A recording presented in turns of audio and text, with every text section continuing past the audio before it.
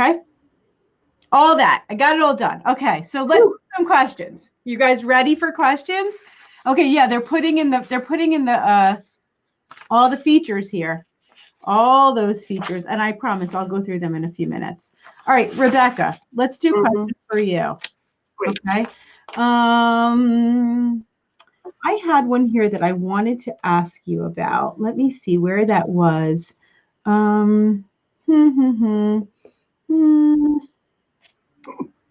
Wait a second. Why am I confused here? All right, let's do this one. Sabra asked the question. Rebecca, you ready? Yeah. She asked, my daughter is 4 months old and will not sleep unless in my arms and attached.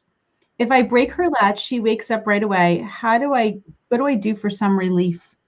Oh gosh, yes. Can you imagine having to hold? None of us have babies that want to be held all the time, right? Just all day, all night, needing to hold the baby to get sort of any sort of duration of sleep. It's not at all uncommon, especially around this 4 months when there's that dreaded 4-month sleep regression, which we may have a question about later. Yes. But it's not at all unusual. So there's some things that we can do to make this a little bit easier. Now, nothing that I'm going to suggest is going to get you hours and hours and hours and hours and hours of sleep, because that's just not normal, regardless of what you do. So some things that can make it a little bit easier. One, I would say definitely swaddling. Definitely swaddling, because it's that snug feeling. So a lot of times when kiddos go from being held, and you think about when you're holding and breastfeeding, all those pressure points on your child, how snug they're feeling then, to if you're suddenly trying to lay them down, then they're suddenly just sort of like arms and legs are everywhere. They don't have that snug feeling. They're going to wake up. They're going to wake up. So swaddling can really, really be helpful for sleep. So that would be getting your child into the swaddle before you're even working on getting them down to sleep. So that can be part of your routine. The whole getting ready for sleep, that can be one step of your routine, is getting into the swaddle. If you have an older child, it could be getting into the sleep sack. But that is one step, consistent step of your routine. So that will actually help.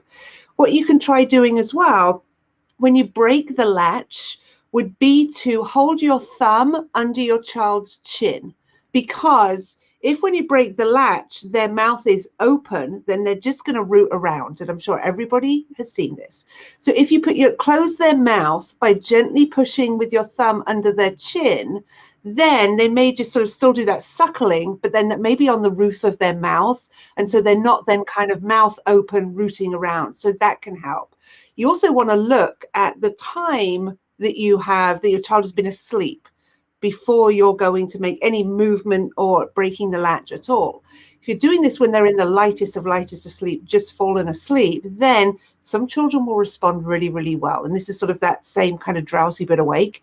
But most children will not respond very well because they're just in a very light sleep. And you can imagine that whilst you're in the lightest of sleep and something dramatic changes where you are, just as somebody's turning a light on, that's going to wake you up, and that's going to be the same for your child. So if you wait till your child has been asleep about 10 minutes, that's normally sort of the magic number when it comes to making any change with how they're sleeping. So after 10 minutes, gently break the latch and thumb under the chin, and still continue to hold for a little while. And it may be that your child just needs to get used to initially sleeping without being latched on, and so maybe that you're just going to sit there, and don't view that necessarily as this is not really enough. Yes, it's a very small step, but it's a small step in the right direction to having them sleep more independently.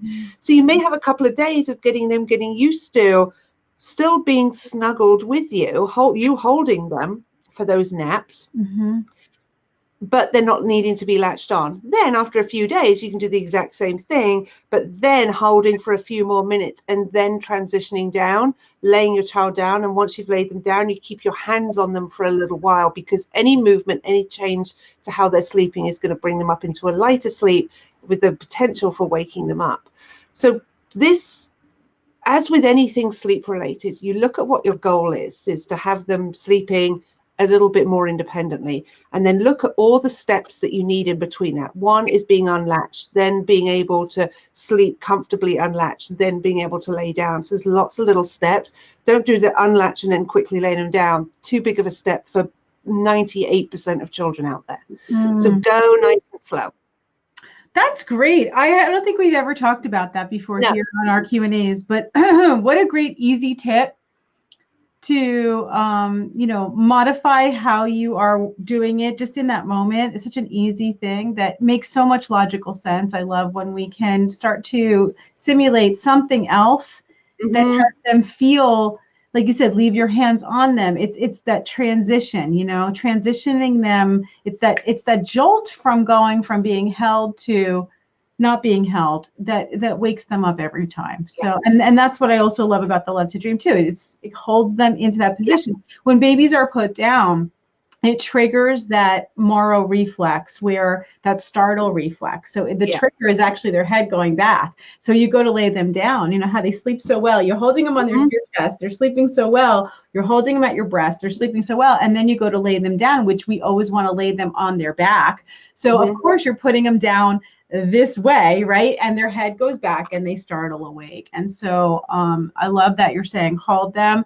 Plus, also, the Love to Dream will suppress that Moro reflex by holding their arms in. Just another simple tip and simple trick to get your baby to transition easier. Awesome. Very awesome. Can we get some hearts?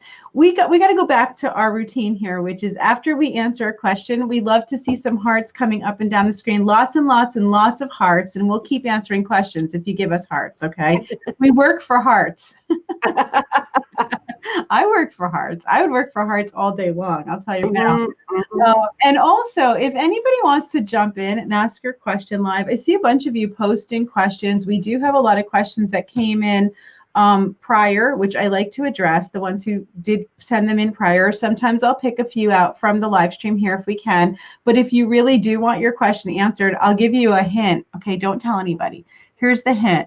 If you jump in live right now, you get your question answered. That's just the way it goes. If you're willing to get on camera with us, and we don't care if you don't have your makeup on, and we don't care what you're doing, okay? We are so happy to see you. If you want to jump in live with us right now, you get your question answered. And you may even be eligible for an extra prize. Just saying. Just saying. Okay, so the link, the link to jump in is not, here's the link to jump in, because it is on the message that I sent you, but I'm going to send it to you anyway. Here, hold on a second. I'll give you the link. Let's see. All right, here's the link. You see it? bit.ly/live41719. I'll leave that up there. Okay, so just so you can see it.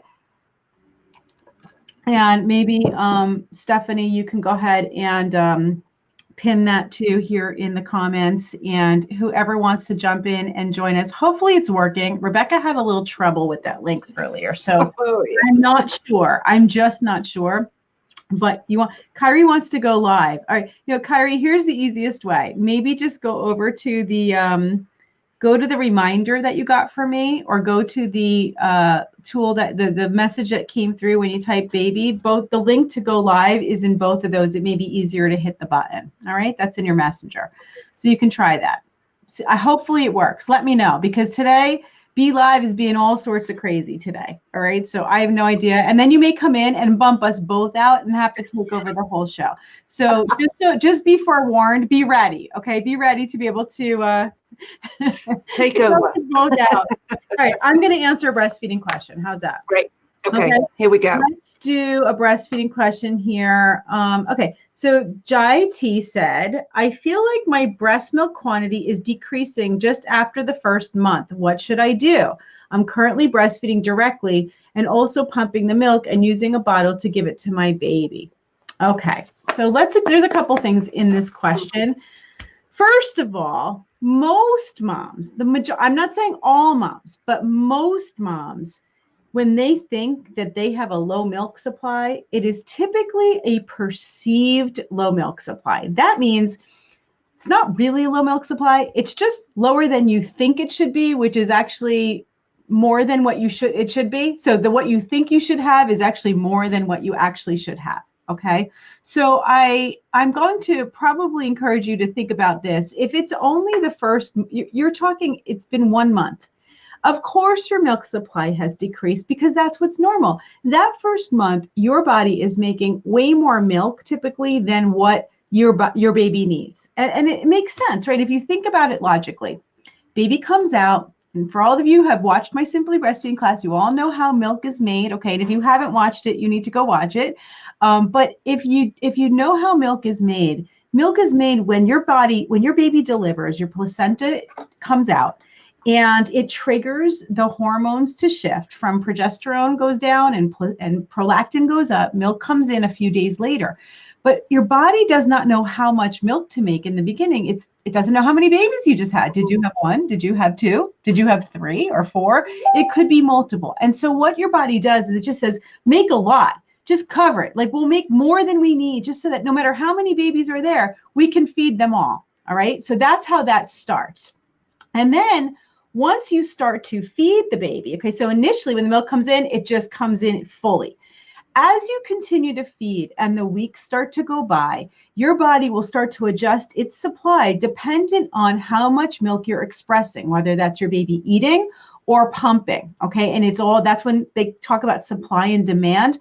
That's how supply and demand works. It's based on how much you're extracting from the breast, all right? So as you go through that first month, we would expect your supply to decrease, not too low, but to the amount that your baby eats, because really that's all your body knows to do is however much your baby needs is how much it's going to make. And you're also describing that you're feeding at the breast and you're also feeding from the bottle. And I question, how do you know that it's not enough? Is it because when you pump, you're not getting as much as you think you should? Breastfed babies will typically eat somewhere around 1.25 ounces per hour. That doesn't mean they're eating every hour, although they could be. All right. But it's a matter of how long do you go between feedings? If you're going 2 hours between feedings, then typically your baby's going to eat somewhere between 2 and 2.5 ounces for that feeding. All right. If you're going longer between feedings, of course, the feeding will be larger. If you're going shorter, it may be shorter. So this idea of needing more is typically just the thought, like maybe you bought these 8-ounce bottles. That's really a formula feeding. It's not breastfeeding, and breast milk does not increase. After the first few weeks, you're going to stay around the same quantity of milk for the entire time that you're breastfeeding. It does not keep increasing. So that 1 to 1.25 ounces per hour pretty much stays the same. When you see that your baby's eating larger amounts, it's usually because they can go longer stretches. All right. So a baby that's 6 months old or 7 may be going 4 hours, and then you're, yes, of course, feeding 4 or 5 ounces of milk when you do that. All right. I hope that makes sense, because this whole idea that you now decreased your milk. So now what happens? What's the next thought for so many moms? They see their supply go down to a normal level. Remember, we talked about normal. When it goes down to that normal level, they think they need to start supplementing. So they either take out some frozen milk out of the freezer, or they take out some formula and they give the baby a supplemental bottle, not from what they're pumping or feeding. And that doesn't tell your body to make more. So now you actually cause your body to decrease its supply because it's responding to what you're doing and causing the issue that you never really had in the first place. And I started the whole show by saying to you all that we're typically just talking about the norms. Now, and that's exactly what's happening here. Does that mean that there are a small percentage of moms who really do have some kind of a medical primary issue for low milk supply? Yes, that can happen. People have hypothyroidism, they have PCOS, they have breast reduction surgeries, they have, not enough glandular tissue in their breast. So there's different reasons why moms could have that medical condition, but that's a pretty rare thing. All right. So having a medical condition, that primary problem, is rare. What's most common is this perceived issue. And then somewhere in the middle, what we consider a secondary problem, which is you didn't really have a milk supply problem, but because of either difficult or poor latch, or early supplementation, or waiting too long when your baby's giving you cues that they're hungry and not feeding them right away, or too much pacifier use when you really should be nursing at the breast, all of those things can actually cause a secondary milk supply issue that wouldn't have been there, but now it truly is there. All of those issues can be resolved pretty easily just by feeding more frequently, doing lots of skin to skin, and avoiding unnecessary supplementation, or at least cutting it back until you're able to resolve the issue of what was happening. All right. I have an entire course on low milk supply that will be part of my Plus membership. It's a fantastic course so that you can learn about these primary, secondary, and perceived low milk supply issues to be able to identify which one are you falling into, if any, and what you can do about it. Because obviously, from what I just described, they all require a little different treatment, right? Because they're not all caused by the same thing. And I see Kyrie got into the chat. So of course, her question answered. So I guess my link is working after all. Thank God. All right. So can you imagine though, you know, when you first start breastfeeding, and as you say, when your milk comes in, how engorged and uncomfortable, and it's just, can you imagine if it was like that for the entire time breastfeeding? No. Thank goodness it's not. Oh my God, you wouldn't be able to leave the house, would you, for that forever? So your supply sort of gets to what it needs to get. And so actually that not being that constantly engorged and with your boobs are like rocks and just like humongous, that's a good thing. That's actually. And then there's people who stay that full all the time because they continue to pump out every last drop that they're making. And then they create oversupply issues that can actually be more of a problem than low milk supply. You know, the oversupply can cause anything for you from mastitis and plugged ducts to your baby being very gassy, and actually not gaining as much as they should because they're not getting the hind milk or the fat in the milk from being too full. So you want it to, it's the Goldilocks rule.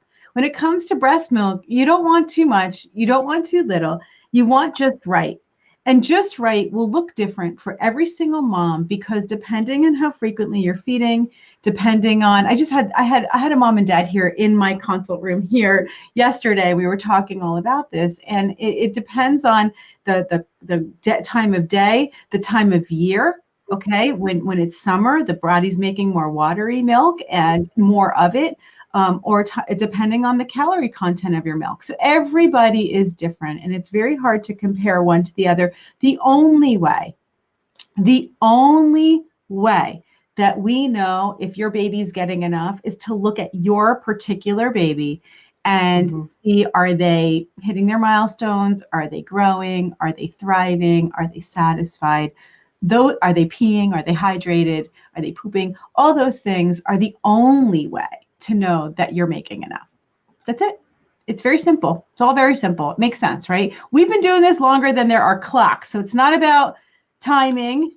It's not about scales. Okay. It's not about any of that. If you think about it, right? It's not about any of that. So let's bring Kyrie. She's sitting here with her baby and I can see her and I want to bring her in. So hold on. We're going to bring her into the stream here. Ah, there she is. Oh, hi, sweetheart. I'm so glad you were able to get in. I wasn't sure that was going to work today. Yeah, the couple times I tried first, it kept saying that the web page was having errors, but I tried again and it worked. That's what I got. That's what I had. That is what happened to us earlier too. So we might try using a different platform next time anyway. So, and you know what? The new platform that we're going to use to stream will give me a lot more options to bring in some additional guests. So maybe we get a little party. Okay. and also a few more visuals to help you guys with some of the stuff that we're talking about. So, all right, go ahead. Shoot. What's your question? So we co-sleep and I breastfeed. And lately my son has been crawling around a lot more and he's tried to fling himself over me. So my question is, how do you keep a co-sleeping 6-month-old in bed with you? That is a great question. What a lot of families will end up doing at this point is getting rid of the box spring and having mattress just on the floor. And that's the safest way because then you only have a few inches to the floor rather than a few feet to the floor. See, lots of families will do that. And so you have to sort of kind of think, is that going to be the best option? You want to look at how long you're planning on bed sharing for. And so it may be that you're planning on doing this for a long time. That may be then the best option to do that because as your child gets more active, then they may be that they're going to start doing more than just kind of flinging themselves over you. That they could be just sort of just wandering around, even while sleeping, start crawling around and things. So you may want to consider mattress on the floor, because then it's just that few inches to the ground. Okay. Mm-hmm. No, that's really good. Is he rolling over you? What's happening?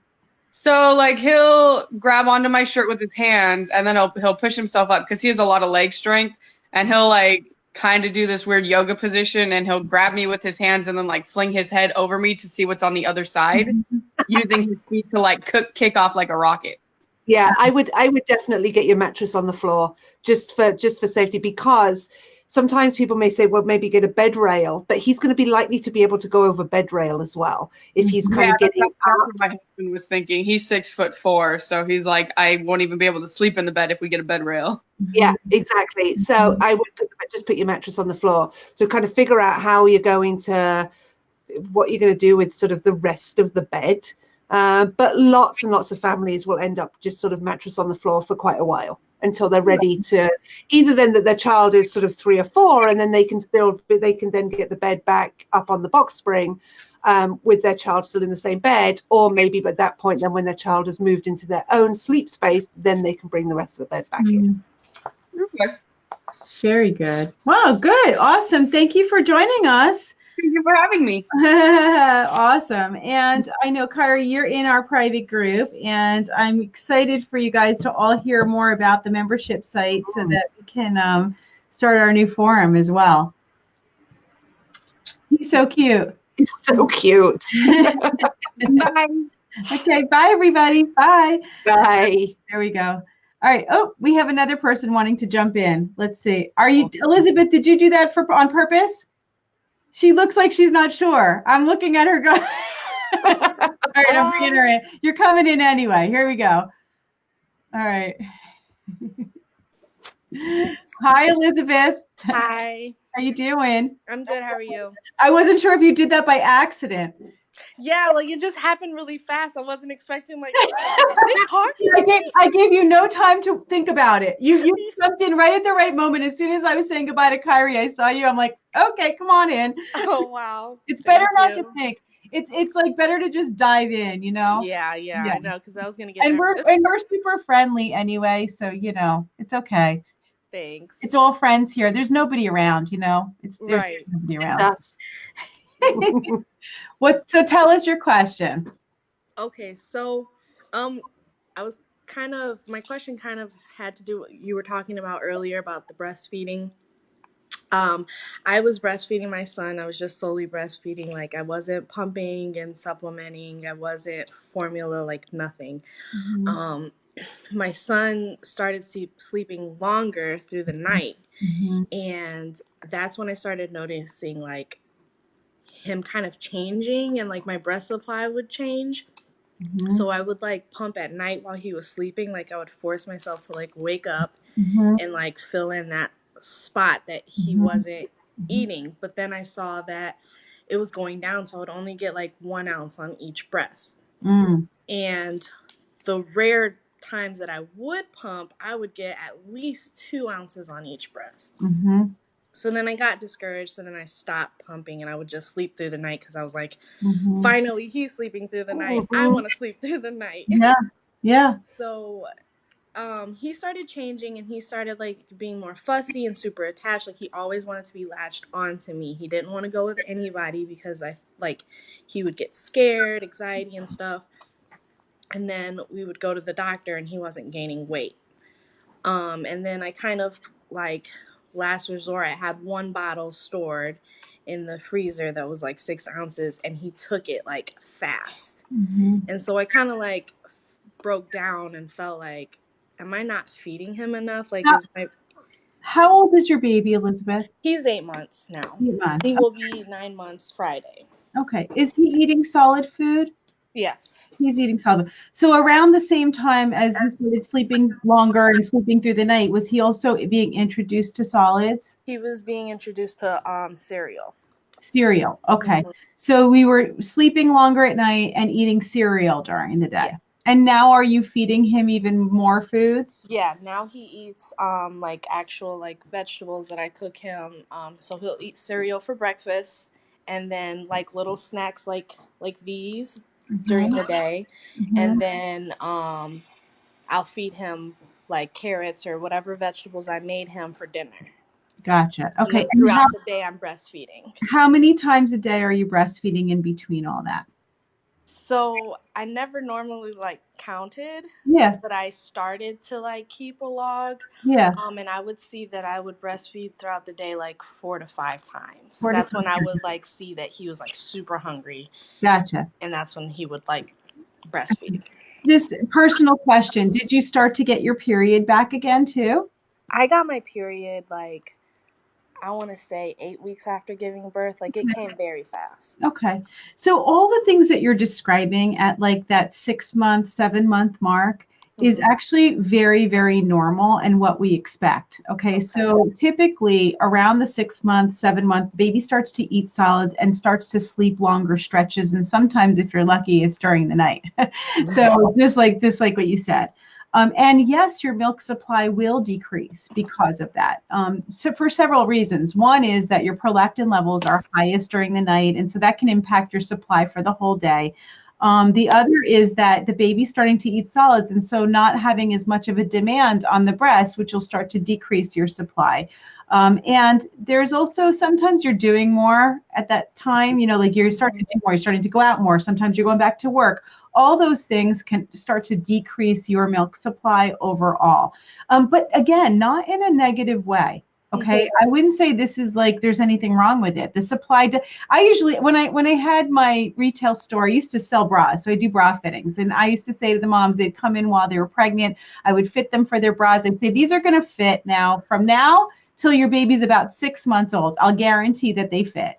At 6 months old, you may need to come back because your breasts are going to shrink down. They're not going to be as big anymore. Your milk supply usually decreases, and you may need to be fitted for new bras, right? So this is the typical, what we expect is that the breast will get smaller and the milk supply may decrease. Earlier when I mentioned that, when the baby hits around a month old, the amount of milk they're drinking stays that way throughout the rest of the rest of the time they're nursing, and I mean in quantities per feeding. But actually, at 6 months old, when they start to eat solid, the amount of ounces or the amount of milk that they eat over a 24-hour period actually is less in the second 6 months of the year than in the first 6 months. And that's because a lot of those calories and quantity is taken up with the food that you're feeding. All right. I would like to just address what you're feeding, because I would try to stay away from the cereals and go heavier into the vegetables and even into meats. Okay, so that you're giving the baby more of the foods that have more nutritional value to them when he's not getting breast milk. If he was eating mostly breast milk and there was like a little bit of food, fine. And even cereal, I don't know what kind of cereal you're talking about, but definitely not rice cereal. Okay. Oh yeah, I think it's oatmeal. Okay, so that's fine. Okay, but what I would like to say, but if it's taking up a feeding and the baby's really choosing to eat more and drink less milk, then I would do two things. One is I would start to try to give more nutrition through the food, more meat. Start introducing that. Totally fine at this point, and try to offer the breast before you feed him the solids. Any little bit, even if you just give the breast right at the beginning for a few minutes, let him, when he's hungry, right? Let him latch, let him get a little bit out. That's going to help to increase your supply overall. And just those few minutes of sucking at the beginning when he gets that before the food is going to make the difference. And I've tried that, but And he doesn't want to. He won't let me unlatch. Like he'll lose his. So it's like when he's ready to let go, that's when I have to let him go, So maybe what you want to do is just offer a little more, like offer one extra feeding during the day. Just slowly start just giving a little more. The truth is, I think where do you live? I'm in Maryville, Indiana. Okay. So as we start moving into the hotter summer months too, he will naturally want to eat more frequently because it's where they get their fluids too. So as it gets hotter, he'll want to nurse more often, and you'll see those fluctuations going up and down. Main thing is just to watch him. If he's doing well and you're nursing throughout the day, you're just not sure how many, you don't have to keep track so much. Okay. Just watch him, that he's hungry, that he's eating solids, but he's also nursing, that you're not going too long between stretches of feedings, even though during the night to sleep through. If he can sleep through it, then do it. Mm-hmm. Yeah, I would expect that your supply would decrease, and especially if you were trying to use your pump to maintain it. Pump's not going to get out what the baby can, and depending on your pump too. If your pump is not great at getting multiple letdowns, if it's not the most comfortable thing, it's not going to get out what the baby can. So there are ways to use your pump in more efficient ways, which I think I'm going to go over in next. But for you, I think that, again, it comes back to that everything's normal and just to put your mind at ease. Okay. And so because I was planning on doing it until he was a year. Yeah. And maybe even a little longer. Keep Keep going. So it's obviously he's not going to be eating as often as he was when he was like a newborn. Absolutely. So I would expect like how often once he starts eating like more, because I am really nervous about eating meat. I would if you want to continue to feed, try to do at least 4 feedings in the 24 hours. Okay. Some people can get to the point where they do less than that, and it's just some people work all day and they decide they're just going to feed in the morning and at night, and they're able to maintain a supply. But a lot of moms can't do that, and if you can feed at least 4 or 5 times in a 24-hour period, you'll be fine. Okay. You'll be fine. Yeah. And you'll just adjust it. If you feel like he's eating too much food and now he's not wanting to nurse at all, you'll scale back and you'll offer the breast more. I think it's important to keep on going. He's still really young. Yeah. A minimum of a year. And that's one of the questions that came in. A minimum of a year, but ideally 2 years or more is really the best for him. And, as you go into next winter, you're going to be happy that he's getting any breast milk, because when we start to get into flu season and we start to get into, all these colds and viruses and stuff, he's most protected when he's nursing. Right. Mm-hmm. Right. So the longer that you could keep going, the better. Do you mind if I ask Rebecca a question? Yeah. Okay. I have a sleeping question. Mm-hmm. I swaddle him, which works fine, and that's when I notice he sleeps the best. If I forget it, he will wake up in the middle of the night and he'll stand up in his crib. Mm-hmm. How do I transition him to not be so dependent on the swaddle? Okay. Great question. It takes a little time to get used to a new way of sleeping. So just because those times that you've forgotten it, and then you'll remember in the middle of the night because he stood up and they were like, dang, I forgot to put him in the swaddle. It will take him a few nights to get used to sleeping with any change. So you've got to expect about 3 or 4 nights of kind of craziness, but it doesn't mean it will always be that way. A lot of times when we're either transitioning out of the swaddle or moving from a bassinet to a crib, or moving from a crib to a bed, people sort of will gauge by just that first night and just like, oh my God, this is completely crazy. They're not ready, and they'll go back to how sleep was. It takes time to get used to something. So you've kind of got to rip that Band-Aid off and just kind of go for it. And I think then within 3 or 4 nights, you'll be back to normal. So you can plan this then about when that's going to be easy for you to have some crazy nights. Okay. That you just sort of, and if you plan for as well that you know that that's going to be happening, you know that you're going to have more wake ups and you may need to be going in and laying him back down. If you know that that's going to happen, that's easier for you. If you just are expecting him to sleep the exact same way, that's when it ends up in the middle of the night being really, really frustrating. Mm-hmm. Because, yeah, you're just sort of thinking, well, why are you waking up? What's going on? And I'm being awake for so long. So if you just expect the worst, and then if it's not that bad, then that's great. But it's going to be about 3 or 4 nights until he's back on track. Okay. Awesome. Thank you for jumping in, Elizabeth. I'm glad you for having me. All right. Good luck. Bye. Are you part of our private group? Yes. Yeah. Okay, good. And just so everybody knows, tomorrow, and I saw Lisa jump in here before, tomorrow I'm doing a really special live Q&A within in our private group at 2 p.m. On tongue and lip ties with Lisa Palladino. She's also a midwife and a lactation consultant and a true expert in that field. And if anybody's interested in watching, because I know it's constantly coming up about tongue and lip ties, tomorrow at 2 p.m. So if you're not part of the group, make sure that you go and join. It's part of the links today. Remember to type baby. And we'll make sure that you get in before the live stream so that you can see it with us. But that's going to be really fun. Yeah. Okay. Thank you. All right. Bye, honey. Bye.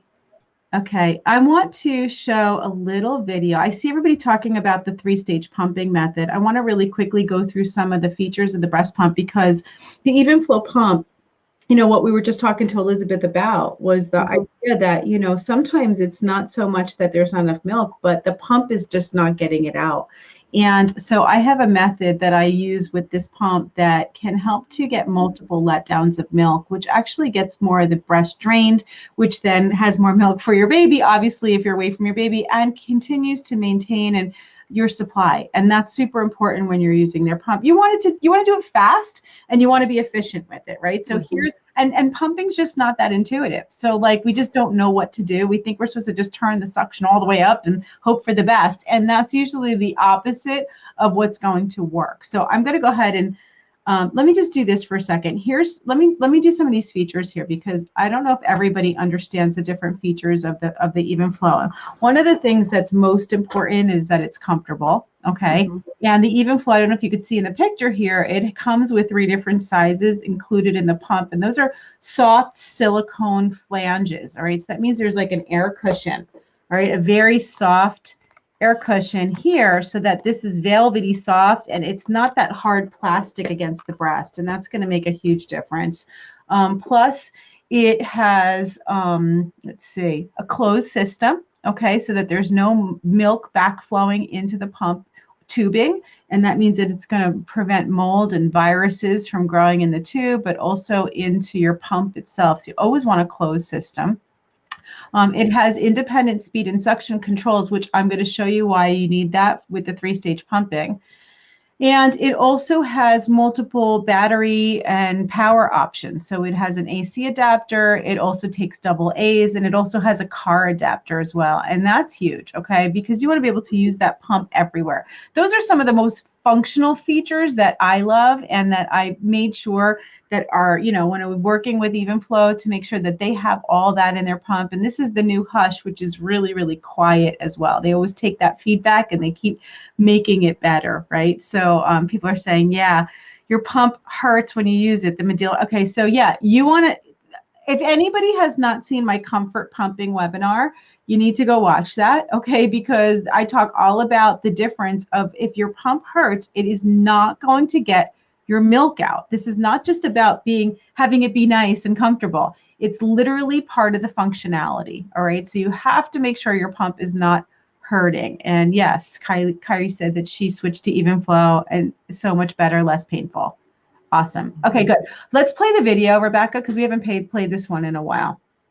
She's like, well, you've got the control, so what can I really do? Yeah, I'm just going to sit here. Sorry, I'm giving you a break today. All right, let's do the video. Hold on. All right, here we go.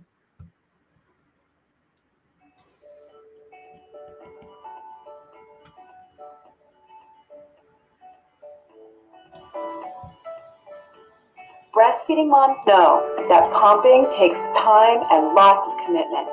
I have a secret to share that's going to help you get a lot more milk in a lot less time.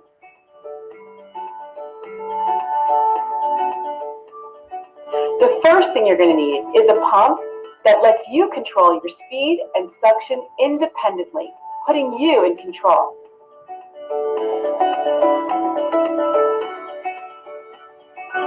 Start with the pump turned all the way up on speed and low down on suction. This will simulate what the baby does when the baby starts off at the breast to get a milk release or a letdown.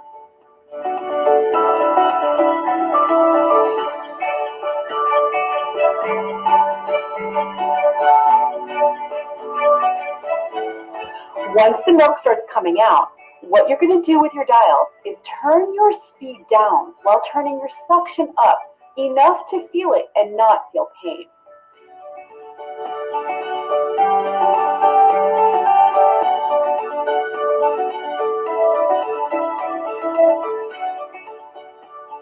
Once you see the milk stop flowing, that's when you want to stimulate that second milk release or letdown. This is where it gets good.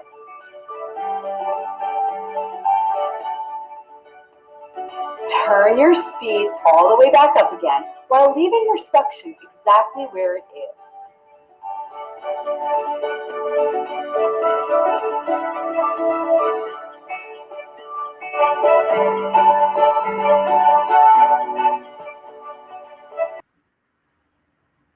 Oh, oh, I think we've lost Shari and the video. Well, that's a bit of a pain, isn't it? Okay, well, if it is just me here, and I believe it is, I am going to answer some sleepy questions. We actually had loads of sleepy questions come in, and so I will answer some of those. Let's see. I don't know what's up with Be Live today. It's completely insane. Oh my God. Oh, I think Shari's coming back in. It just threw me out. Like, seriously. Totally just threw you out. It's really funny. It was like me and my video. It was like really targeting me, right? It was, yeah. I'm not sure what it was. I was just gonna get on with some questions. Good, take over the questions. You know what? That's why I have you here, because you know what? If I can't make it, you got Rebecca. So go ahead. Do we have before you answer that question, can I ask you a question? Because there was one that I wanted you to answer from. Yes. Yeah, no, totally. Yeah. Okay, so there was a question that came in that was she was asking about dream feeds. Can you explain what that is? Yes. So a dream feed is when you pick your child up whilst they're sleeping, and then you feed them, you burp them, and you lay them back down. So it is a time that you choose that this is going to happen, and you are totally in control. You're picking your child up and you're feeding them at that time. Sometimes people think a dream feed is when their child is beginning to wake up, that they just feed them and then lay them back down. That's not a dream feed. A dream feed is that you're going in at a certain time and you're picking your child up, regardless of how asleep they are, feeding them, burping them, laying them back down. Mm-hmm. How hard is it to get the baby to latch when they're sleeping? It can be really, really tricky. It can be really tricky because at this stage, generally we're doing this dream feed at the beginning part of the night. We're not doing this at like 3, 4 a.m. The idea is that you do this before you go to bed. So you may be doing this like 10 or 11. Now we are in our deepest sleep. When we first get to sleep, we have our deepest, longest stretches of sleep at this time. So if your child's been asleep for 2, 3 hours and you're then trying to pick them up and feed them, they were in a really deep sleep, which means that it's actually can be really tricky for them to wake up. So you may find that when you latch them on, it just gets to that real light, fluttery stage very, very quickly, because breastfeeding is kind of hard to do. And so it can actually be really, really, really tricky. With an older child who is still having a dream feed, but then maybe getting into that real deep sleep, and it may be really, really tricky to do, I would suggest potentially with a child who's over 6 months that offering a bottle at that time, even with expressed breast milk at that time, you can have much more success. I would only do that though, maybe if your child is having that one feed a night. They're having that one feed a night, and then they can go throughout the entire night. You may want to think about putting that feed into a bottle, because it doesn't take as many muscles to feed, and they're more likely to be able to do it when they're in that super drowsy, sleepy state. Mm-hmm.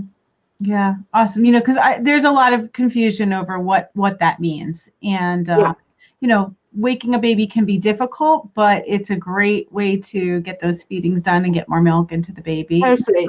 Yeah. And this works when a child is waking up because of hunger.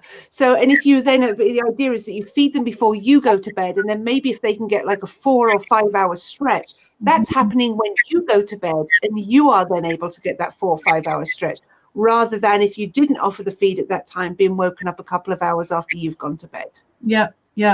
Awesome. And I see everybody going ahead and commenting here about why they want the Love to Dream prizes today or the Evenflo pump. Let's rename it the Love to Dream feed. Yes, definitely. Let's do one more video, okay? Before we actually go here, I'm going to do one more video. Here we go. Ready? And hopefully you won't kick me off.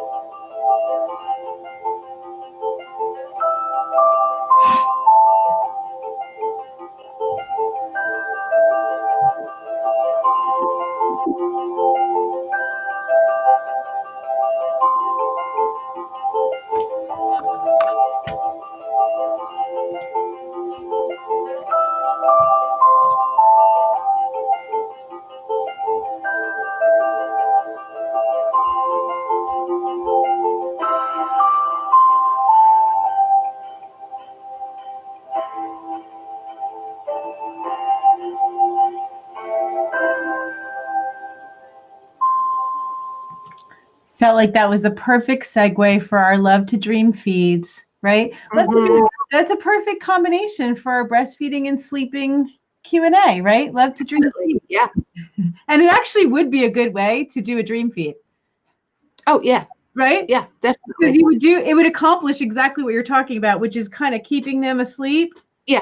And eliminating that startle reflex and getting them to eat, which is very easy to do with the Love to Dream On. It's a single layer. Yeah. So you're talking about, hands are still up near the breast where they would want to be when you're feeding, but not wake them up and then slowly put them right back down and keep your hands on the baby, like Rebecca said, right? And then it's super easy to do a diaper change in as well. If you need to do a diaper change at that time, you're not having to completely unswaddle and then reswaddle. Totally.